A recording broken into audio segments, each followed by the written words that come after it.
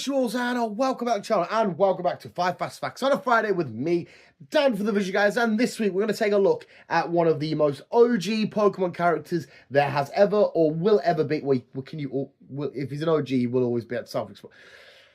It's the iconic, the legendary, can't remember his grandson's name, I can't remember how to speak, Professor Oak for this week's 5 Fast Facts. So sit back, visuals, relax, buckle up, and let's take a look at our lovely Pokemon Professor for this week's Pokemon 5 Fast Facts.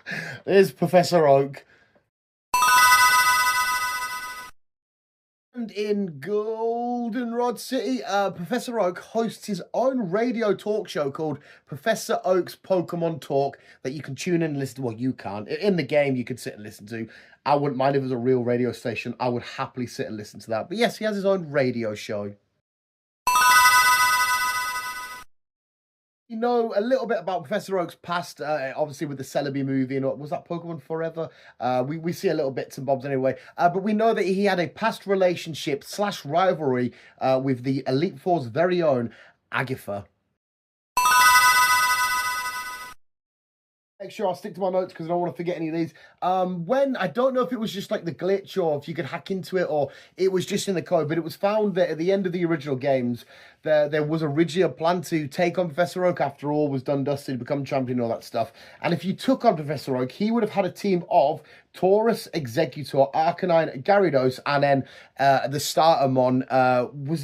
It was either the one that corresponds with your starter, so if you got Venusaur, you'd go for Charizard, or it was the one that was left over. I can't remember which one it was, but he would have had a starter as well. This one's quite cool. Not an official fact, more of a theory, but there's a big popular fan theory out there that Giovanni is actually a son, is Professor Oak's kid, potentially Gary Oak's dad, so that means Gary would have a brother in silver and stuff. Just a theory, but when you break it down and listen to people really talk about the video and stuff, it's quite cool to listen to, but there's a slight chance that Giovanni could be Professor Oak's son.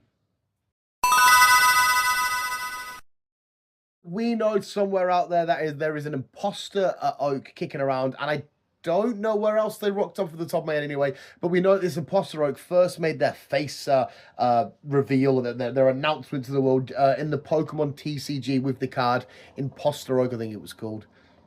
And there we have it, visuals. That was this Friday's 5 Fast Facts. If you did enjoy, please support Booski and Shanuski. Let me know in the comments below anybody or anything or anyone you want 5 Fast Facts on in the future, because we will surely get it done. But apart from that, visuals, thank you so much for watching, and remember to always keep being you and keep it on.